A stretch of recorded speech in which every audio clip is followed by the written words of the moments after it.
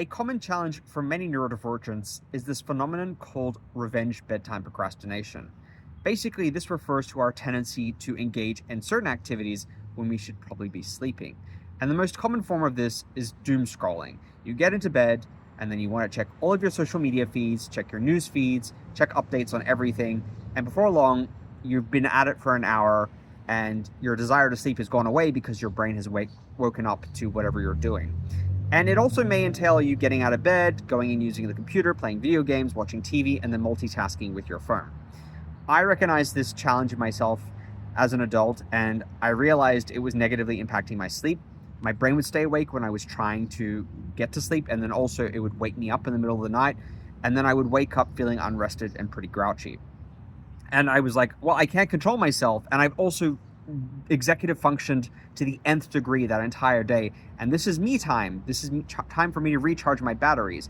And for many ADHDers and maybe some autistics, there is this desire to replenish your dopamine, which is chronically out of balance. It's dysregulated, and doing these activities is a form of recharging it. It gives you a little hit of dopamine, a little stimulation, some sense of novelty to kind of replenish your dopamine banks. That's how I see it. I don't know how much the science is currently validating that.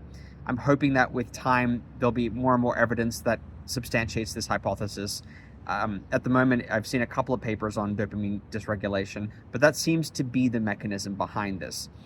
And I know that if I do this, there are negative consequences. So instead of engaging in this revenge bedtime procrastination, I got this little lockbox from Amazon for my phone, and you can reach through the case just enough to kind of do basic functions, but there's a timer and you set it and it locks and then you can't access it.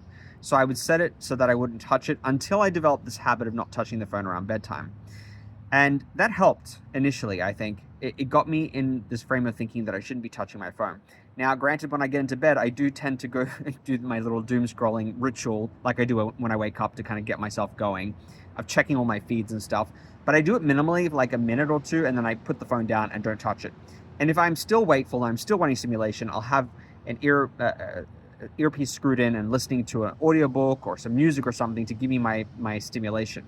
But I don't directly interact with the phone if I can avoid it, because just the action of swiping and looking at a screen, that wakes my brain up.